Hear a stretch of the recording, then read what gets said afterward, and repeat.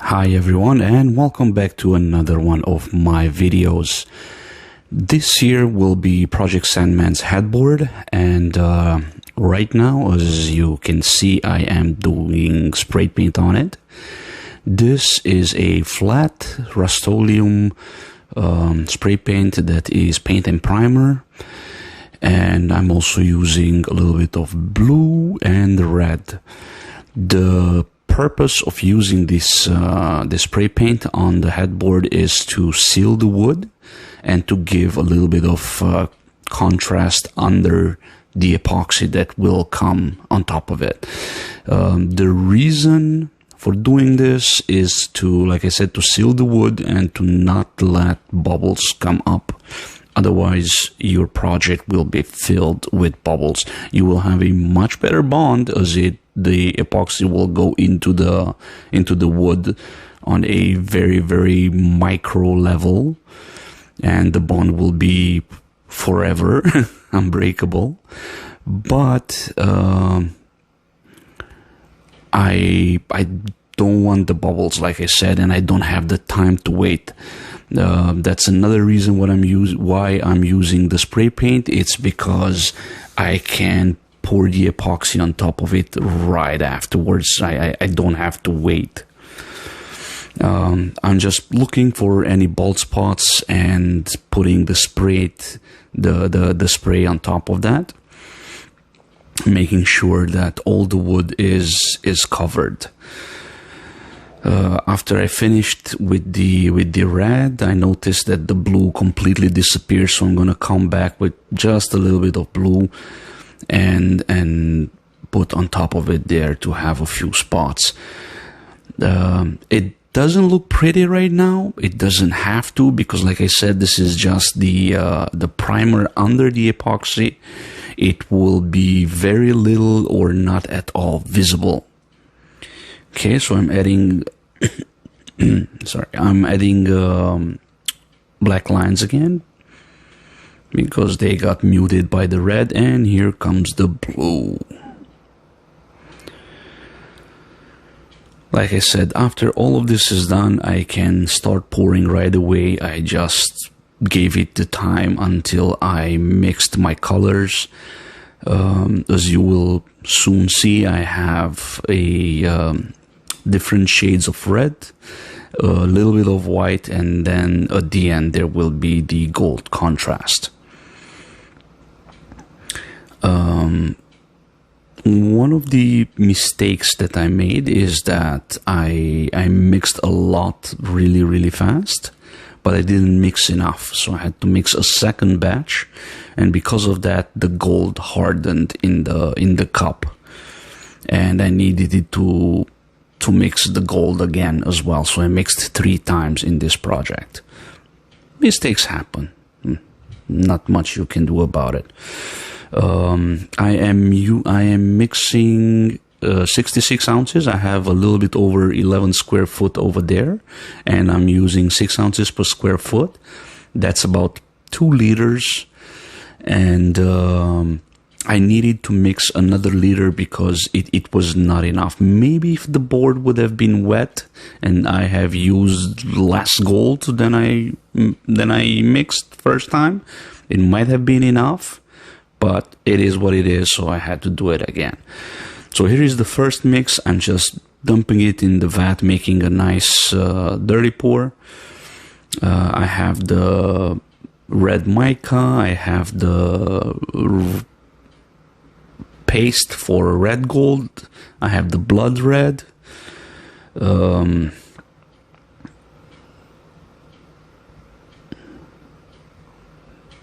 yeah, and there's another type of red that it's there, a little bit orangey, and like I said, the white. Everything gets dumped randomly into the vat, and then I will put it out on the table and I will let it move a little bit.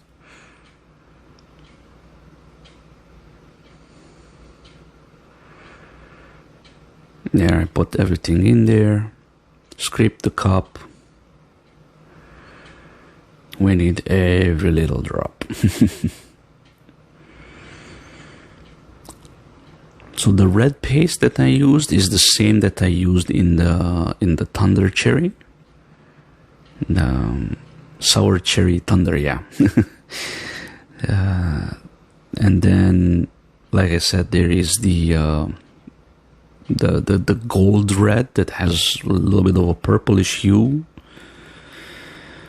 Then there is the mica, and there is that orangey white-ish little red that I have there. I think the red that I use there, that it's going towards the orange hue, it's actually a mix of the sour cherry, the blood red, and a little bit of white, just to have a different hue, because that's what I was going for. I wanted to have several shades of red, even if they are very close to each other.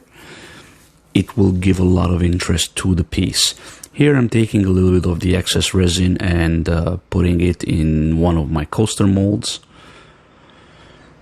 And later on I will use the remaining excess gold and do a couple of coasters, because why waste resin, right?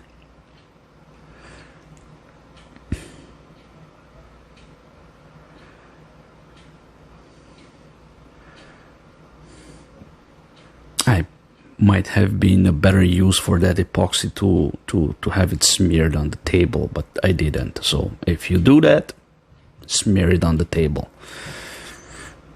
I did use the table to wipe my gloves off. Now I put the coaster to the side, and then I smeared a little bit of resin that is left on the table, and then I start pouring.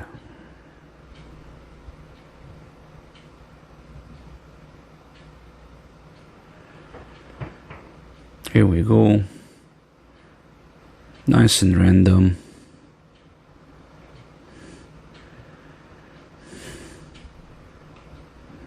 We'll let it come out of the bucket as much as we can. I'm not scraping it because I don't want to mix the colors. I want them to come out as the dirty pour. The less you mix, the more defined they stay. If you mix it too much, well, then you end up with mud.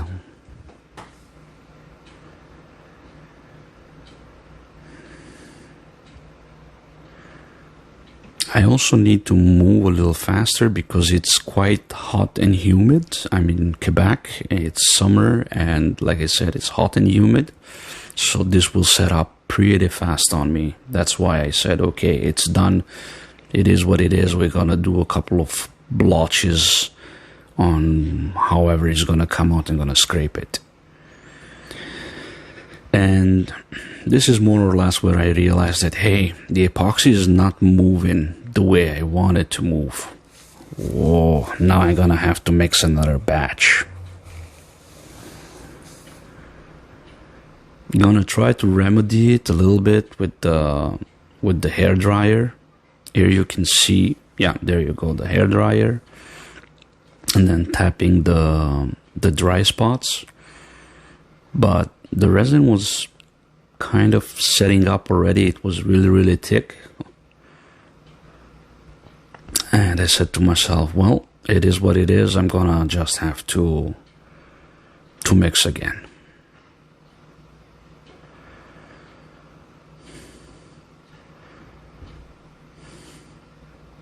I'm trying to spread the resin, but it just wouldn't budge. Like I said, dry table, not a good thing. Okay, I managed to mix it up.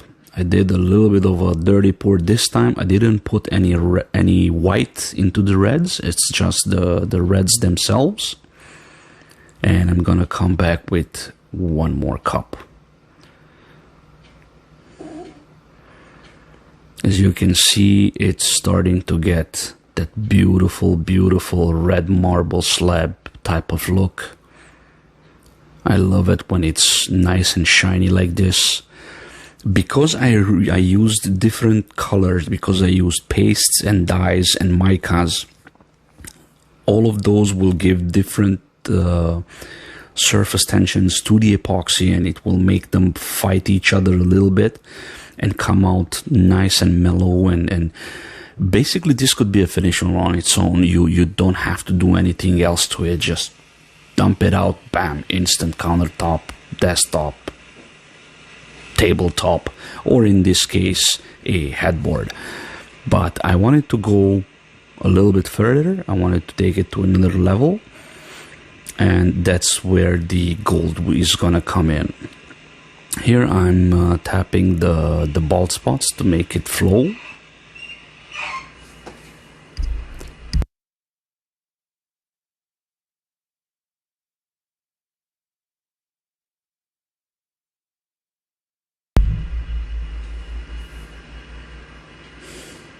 You just bring it in, make that board wet, and then the rest of the epoxy will self-level, will come in.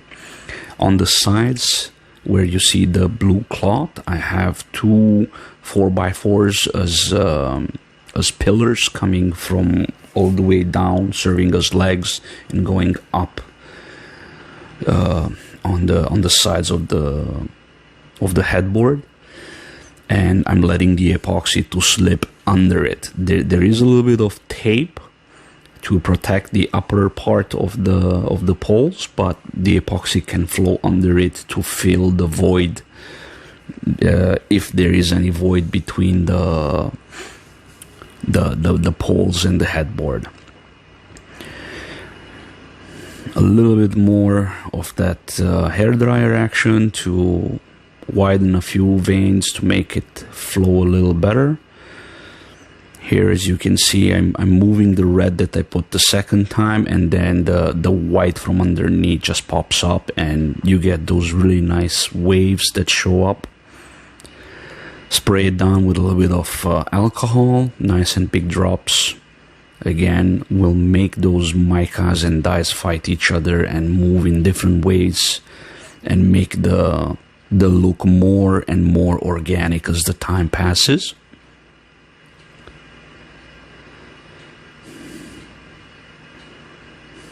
You can see here on the bottom, you can see the little bubbles that formed after the alcohol was sprayed on it, the isopropyl 99%. And now I'm coming in with the torch to pop the surface bubbles that I entrained while mixing the epoxy itself. I'm going to do this a couple of times. Every 5 to 10 minutes. I'm going to do it between 3 and 5 times on each project, and it will ensure a smooth glass-like surface. The torch, what it does is that it heats up the epoxy on the surface, and because it heats up, it gets very liquidy, very runny, and then it lets that bubble come out instead of keeping it trapped under surface tension. So that's another way to break the surface tension and get the epoxy itself to move. And another way to do it, if you don't want to get patterns in it, you just want to pop the bubbles, then you mist it with alcohol. You make a really, really fine mist that goes in a homogeneous matter on top of your project, and then it will not move the colors too much. It will not make those circles, and it will pop the bubbles because, again, it will thin out the resin and it will let those bubbles escape. Here you can see me with the paint stick putting down the lines with the gold. The reason I'm doing them so parallel to each other and in a more or less in a straight line, it's because I wanted that look. You know how certain beds have that nice red velvet and then they are crisscrossed in a diamond pattern with a gold cable-like thingy? Well, that's the look I was going for over here, but I want it to be a rock. I wanted a rock to look like that.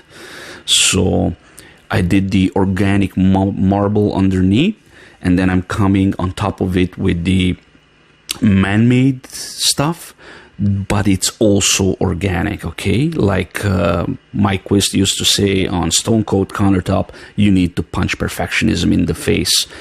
Let it flow as it wants to flow. It will be organic. It will look really good. Another thing that you can observe here is that I am doing the veins from both ends, and that is because they are really long. They start a little thick on one end and then they thin out, and I wanted them to be more or less the same thickness. So by starting from both ends, I will make up that part that is missing, and I'm also adding to that organic look by superimposing the two lines on top of each other. See, like I said here, there's two lines, they're going crisscrossing each other. That makes it actually look good.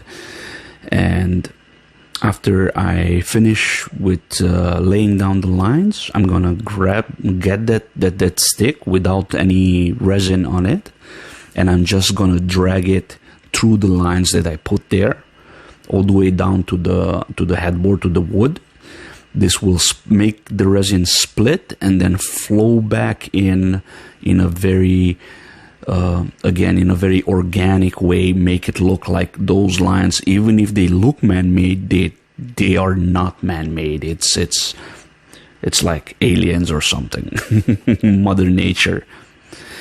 And there are different ways to drag the stick through it. One is to just go from one end to the next, maybe do a little bit of a wavy motion while I'm dragging it, or just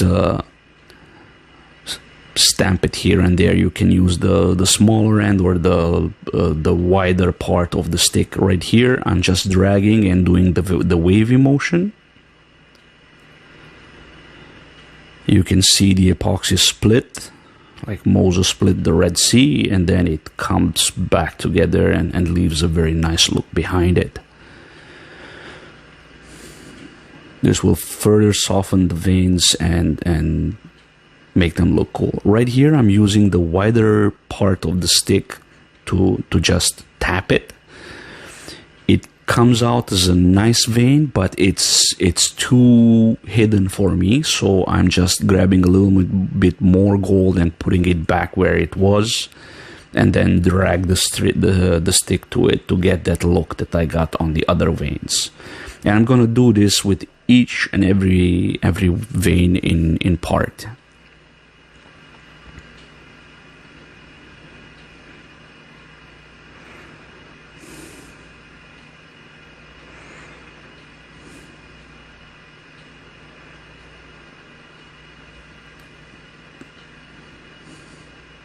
Here you can see me tapping with the very small end of the stick, going left, right, and then drag the stick through it again. This will again make a different pattern on it. It will make it look like little leaves.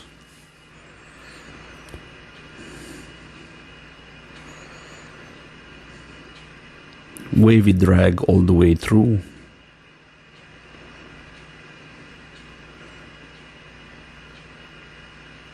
Another drag. The dragging the stick like this was the technique that gave me the look that I was actually looking for. So every motion that you do, every type of drag, every type of touch that you give the resin, it will give you a different look. It will do something different to it. You just need to find out what is it that you want to do with it, what is it that you like, and then do what you like.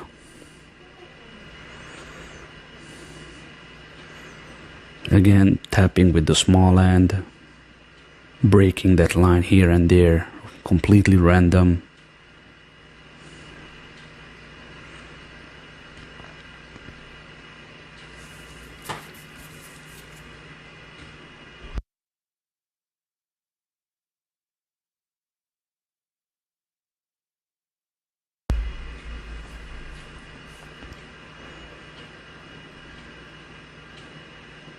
You can see the difference on how that line that I just tapped looked compared to the other lines where I just dragged through it. I didn't tap it.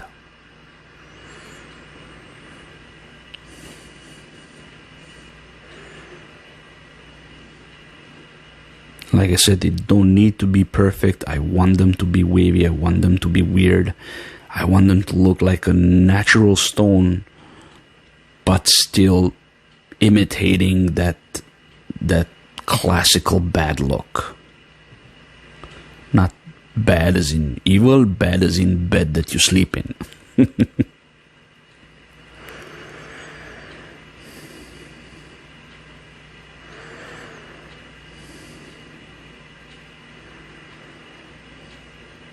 Again,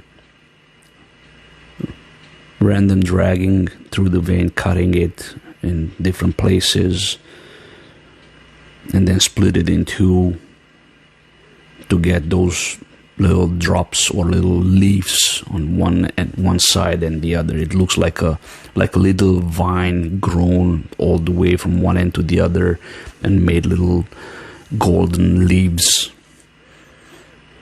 on each side of that vine.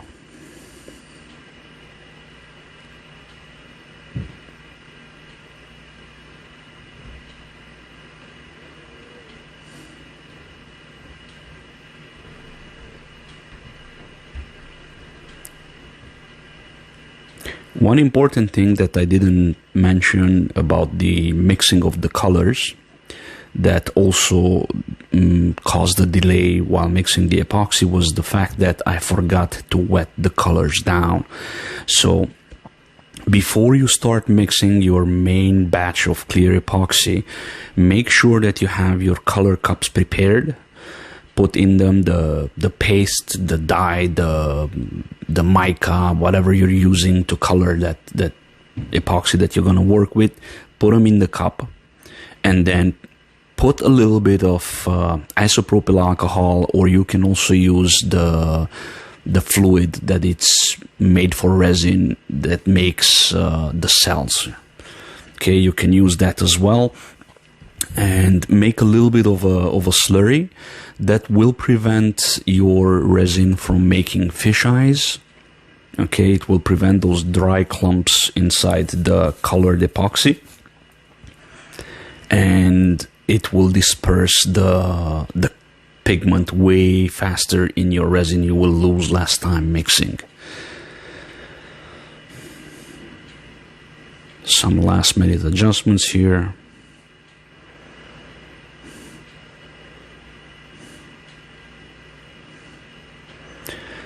Yeah, so make sure you prepare that, because it took me about 5 to 10 minutes more than it should have, because I forgot to wet them down. I prepared the colors, but I didn't make the slurry. So make that slurry, make your life easier, and have them just melt into the clear epoxy when you put it on top of the pigment. Another benefit of making that slurry is the fact that if you're using micas, it's going to keep them in your container. It will not let them fly all over the place for you to inhale it or contaminate other projects if you have them around. Okay, one more torching, and then after this I'm gonna pull off the tapes. I'm gonna mend the drips a little bit. I'm gonna do another torch in about 15 to 20 minutes, and that's when I closed the shop and I went home. So this is about it. This is as far as it comes, as far as the look goes. This is Project Sandman 1.0, the headboard, the front of it. I will have to do the back of it. I'm going to try to do a black galaxy on it. And afterwards, I'm going to put another clear on top of this. Also, the sides are gonna get a black epoxy. So stay tuned for that. Thank you all for watching. Remember to like, share, and subscribe to keep the internet alive. And come see me on the next one. Thanks, and bye-bye.